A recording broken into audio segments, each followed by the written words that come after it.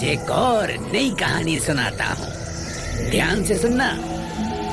चंपापुर नाम का एक नगर था जिसमें चंपेश्वर नाम का एक राजा राज करता था।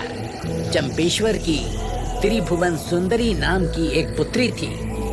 त्रिभुवन सुंदरी जब बड़ी हो गई तो राजा उसके विवाह के लिए चिंतित रहने लगा। क्या बात है महाराज, आजकल आप ज्यादा ही चिंतित दिखाई दे रहे हैं। जो भी चिंता है हमें बताइए, हम आपकी चिंता का समाधान करने की कोशिश करेंगे।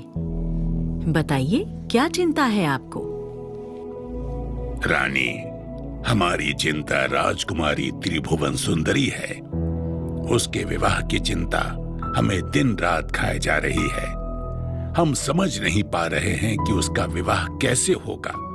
उसकी उम्र बढ़ती जा रही है और उसी के साथ हमारी चिंता भी। महाराज, जब संयोग होगा, भाग्य में होगा, तो उसका विवाह भी हो जाएगा। आप बेटी के विवाह की चिंता छोड़ दीजिए। अगर आप इसी तरह चिंता में डूबे रहे तो एक दिन रोगी बन जाएंगे। किंतु क्या करें महारानी, हमारी कुछ भी समझ में नहीं आ रहा। अब देखिए ना, ऐसी बात नहीं कि राजकुमारी के लिए रिश्ते न आते हों। रिश्तों की तो पूरी पंक्ति लगी रहती है, परंतु राजकुमारी को ही कोई पसंद नहीं आता। न जाने वो किससे विवाह करना चाहती है, कैसा वर चाहती है। उसे जैसा भी वर चाहिए हम खोज कर देंगे ना, बस वो हमें एक बार बता तो दे। महाराज, आप अक्सर कहा करते हैं कि समय से पहले और भाग्य से ज्यादा किसी को कुछ नहीं मिलता। बस यही मान लीजिए, राजकुमारी के भाग्य में अभी विवाह का योग नहीं है। जब योग होगा उसका विवाह अपने आप हो जाएगा। किंतु रानी, एक प्रयास हम करके देखना चाहते हैं। राजकुमारी को समझाने का प्रयास। यदि हम उसे समझा पाने में सफल नहीं हुए तो हम आपकी बात मान लेंगे, छोड़ देंगे उसे उसके भाग्य पर। आप भी समझाइए, मैं भी समझाऊंगी। उसकी पसंद नापसंद के बारे में पूछने की कोशिश कीजिए, लेकिन अभी सो जाइए, रात बहुत हो गई है। धन्यवाद रानी, आपने हमसे बात करके हमारी चिंता को बहुत हद तक दूर कर दिया है। अब हम चैन की नींद सोते हैं।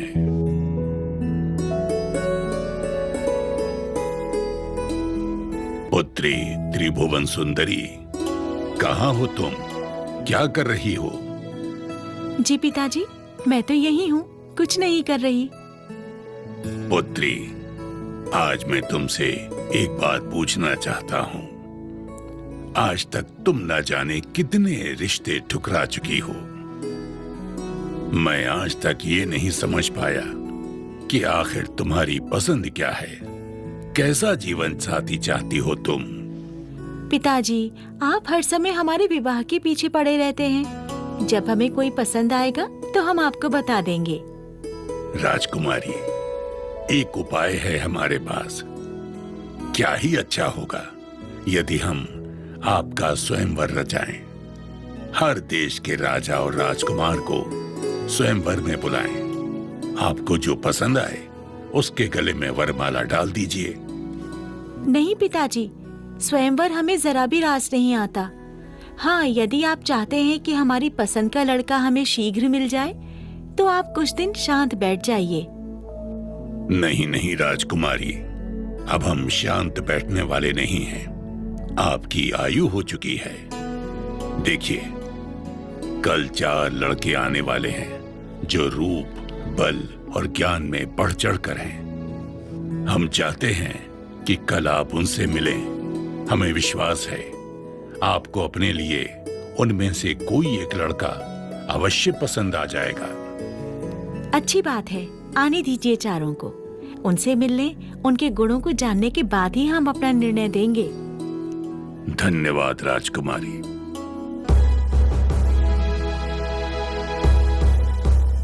राजकुमारी, यही हैं वो चारों जिनके विषय में कल हमने आपसे बात की थी। अब आप इन्हें अच्छे से देख लीजिए, समझ लीजिए और अपने विवाह का निर्णय कीजिए। लेकिन ये चारों तो मुझे साधारण युवकों की भांति नजर आ रहे हैं। क्या विशेष गुण है इन चारों में? ठीक है राजकुमारी, हम पूछते हैं। आप चारों अपने अपने विशेष गुणों का वर्णन कीजिए ताकि राजकुमारी अपना निर्णय दे सकें। महाराज, मैं कपड़ा बनाकर 5 लाख में बेचता हूँ। उसमें से 1 लाख देवता को चढ़ाता हूँ, 1 लाख रुपए अपने ऊपर खर्च करता हूँ, 1 लाख अपनी स्त्री के लिए रखता हूँ और 1 लाख रुपए से अपने खाने पीने का खर्च चलाता हूँ। इस विद्या को मेरे अलावा और कोई नहीं जानता। गुण तो अच्छा है ये। अब तुम बताओ। महाराज, मैं जल थल के पशुओं की भाषा जानता हूँ। कोई भी पशु हो, मैं उसकी भाषा बोल सकता हूँ, समझ सकता हूँ। यदि आप चाहें तो आजमा के देख सकते हैं। यदि मेरी बात झूठी हुई तो मैं आपकी कन्या से शादी करने का विचार इसी क्षण त्याग दूंगा। उत्तम, किंतु अभी तुम्हें परीक्षा देने की कोई आवश्यकता नहीं है। जब आवश्यकता होगी तो तुम्हारी परीक्षा भी ली जाएगी। अब तुम बताओ, तुम्हारी क्या विशेषता है? मैं अपनी कन्या का विवाह तुमसे क्यों करूं? बताता हूँ महाराज। सबसे पहले तो मैं आपका धन्यवाद करना चाहता हूँ जो आपने मुझे अपनी बेटी का वर चुनने के योग्य समझा। यूं तो मैं वीर हूँ, बुद्धिमान हूँ, लेकिन मेरी सबसे बड़ी विशेषता है कि मैंने सारे शास्त्र पढ़े हैं। मैंने इतने शास्त्र पढ़े हैं जितने शायद किसी और ने ना पढ़े हों।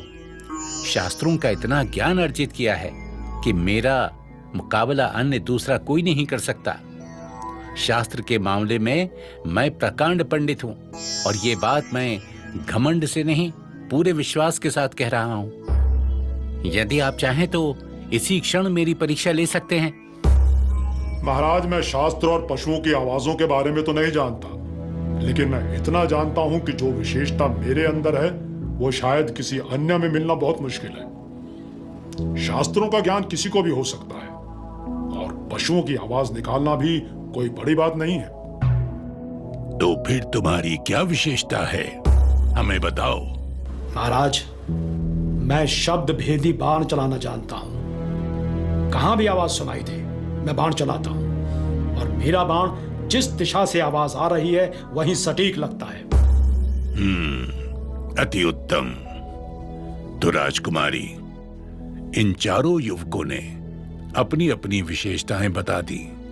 अब निर्णय आपको करना है कि इन चारों में से आपको अपने जीवन साथी के रूप में कौन सा युवक पसंद है? पिताजी, हम सोचकर जवाब देंगे।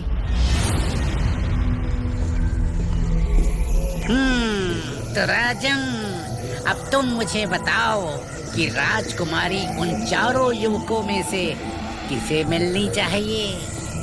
लेकिन हाँ, याद रखना, मेरे प्रश्न का उत्तर जानते हुए भी नहीं दोगे तो तुम्हारे सिर के टुकड़े टुकड़े हो जाएंगे। उत्तर दो राजन, उत्तर दो। सोच क्या रहे हो, उत्तर दो। बेटा, जो कपड़ा बनाकर बेचता है वो तो शिल्पी है। जो पशुओं की भाषा जानता है वो ज्ञानी है। जो शास्त्र पढ़ा है वो ब्राह्मण है। लेकिन जो शब्द भेदी बाण चलाना जानता है वो ही क्षत्रिय है, राजकुमारी के समकक्ष है और उसके योग्य है। राजकुमारी तो उसी को मिलनी चाहिए। वाह राजन, वाह, अति उत्तम। वास्तव में मैं तुम्हारी बुद्धिमानी को मान गया। आप बहुत विद्वान और न्यायप्रिय हैं, किंतु बीच रास्ते में बोलकर शर्त तोड़ दी तुमने, और शर्त के अनुसार मैं वापस जा रहा हूं अपने स्थान।